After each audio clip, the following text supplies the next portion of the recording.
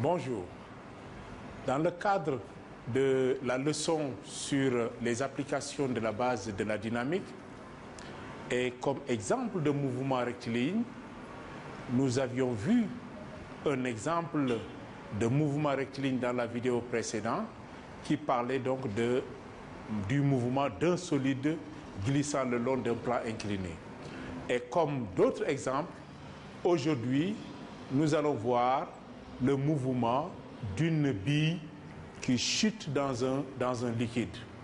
Donc, la séquence d'aujourd'hui, c'est le mouvement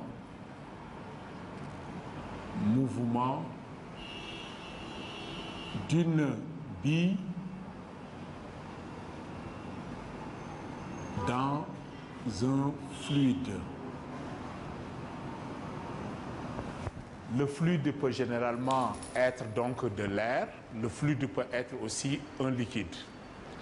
Donc ce que nous allons faire, c'est-à-dire que donc l'expérience consiste à prendre un tube long contenant un liquide et y plonger donc le solide totalement immergé, abandonné. On voudrait étudier le mouvement de chute donc de la bille. Alors nous allons essayer donc de représenter une partie tout simplement du tube, d'un tube long, où le solide est totalement immergé dans un fluide. Le fluide peut être de l'air, représenté ici par les pointillés, comme le fluide aussi peut être un liquide. Mais nous avons un tube long qui permet la chute. Pour des besoins de simplifier, nous représentons justement une partie de ce fluide-là. Alors, pour étudier donc le mouvement de chute de la bille dans le fluide, nous avons besoin de certaines données. La masse volumique, par exemple, du fluide sera notée ρ'. La masse volumique du corps de la bille sera notée ρ, et la bille a la forme sphérique possédant un volume, donc Vb. À un instant t égale à 0, la bille étant abandonnée à l'intérieur du fluide complètement immergé avec une vitesse initiale nulle. Donc, pour faire une étude dynamique, il faut suivre une certaine chronologie, une méthodologie préalablement définie dans les séquences passées. Nous commencerons donc par déterminer, donc choisir le système comme système, la bille. Nous choisissons donc le référentiel qui est donc l'expérience se déroulant dans une salle de classe. Le référentiel lié à la classe est associé et lié à la Terre. Et donc on peut choisir comme référentiel le référentiel terrestre. Le référentiel terrestre ou de laboratoire. Ici donc, le référentiel terrestre est bien supposé galiléen. Nous faisons ensuite le bilan des forces appliquées. Le bilan des forces. Alors, nous allons donc essayer d'expliciter les différentes forces qui s'exercent sur notre bille. Nous pouvons en citer le poids P de la bille, son expression P égale à M fois G, G étant le champ de pesanteur. Le champ de pesanteur peut être représenté, c'est un vecteur qui est vertical, qui s'applique en tout point, et orientée vers le bas. Il y a aussi la poussée d'Archimède puisque le solide est plongé dans un fluide. Le fluide exerce une poussée verticale dirigée de bas en haut et qui s'oppose, dont l'intensité ici est égale au poids du liquide déplacé. Il y a donc la poussée d'Archimède.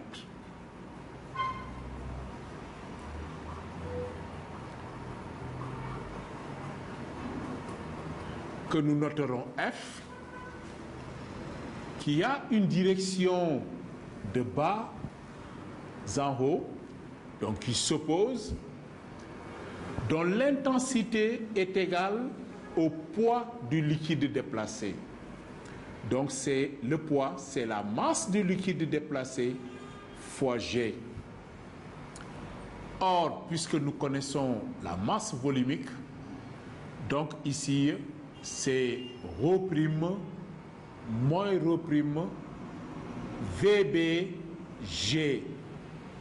VB parce que tout simplement la bille de volume V prend la place d'un liquide, d'un fluide dont le volume est égal à son propre volume V. Même dans le cas du poids, la masse peut être exprimée par la masse volumique de la bille fois le volume de la bille et donc le poids ρ VBG. Lorsque la bille se déplace, traversant différentes couches, donc il existe des forces de frottement que le liquide exerce sur la bille, que l'on appelle les frottements fluides. Et donc, les frottements fluides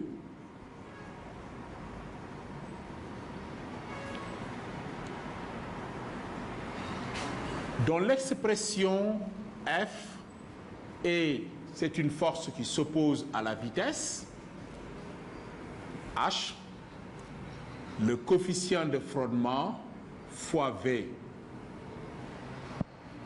avec H, une constante qui est positive. Le solide est abandonné, descend, donc la vitesse V est là, et la force de frottement fluide doit s'opposer à la vitesse V. Cette force de frottement fluide ne s'exprime par cette expression, moins H fois V vecteur, que lorsque le solide se déplace à de faibles vitesses. Mais le coefficient de frottement H est déterminé dans le cas où l'objet qui se trouve dans le fluide a la forme d'une sphère. C'est comme dans notre cas où la bille est sphérique. Et on a l'expression de H par la formule de Stokes. Donc, pour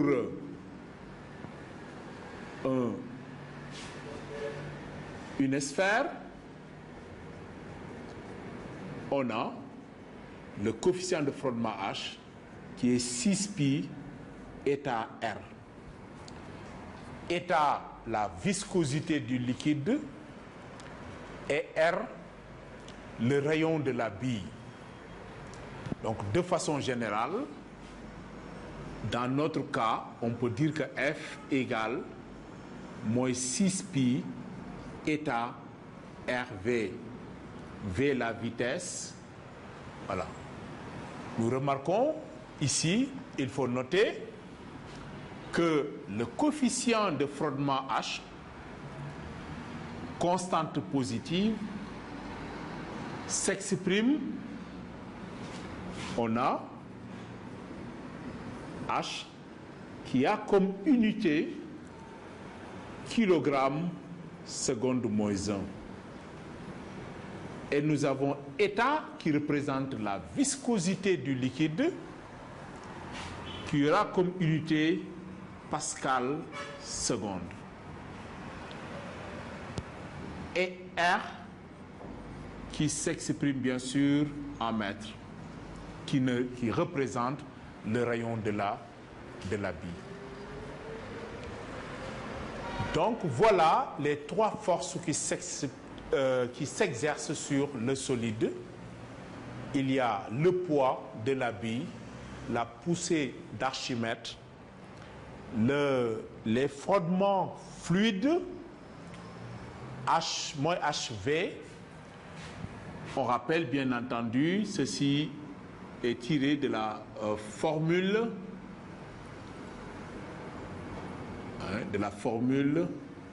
de Stokes.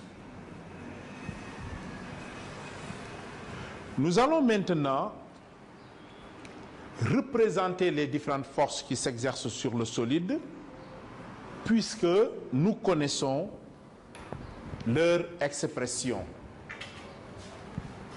Le poids a le même sens que G.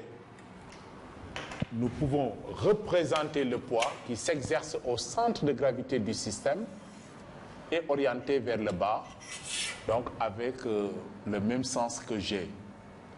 Donc le poids P. Ensuite, il y a la poussée d'Archimède,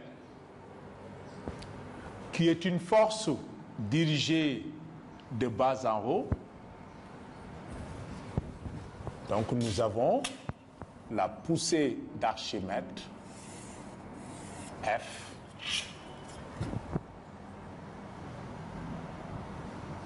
qui est là.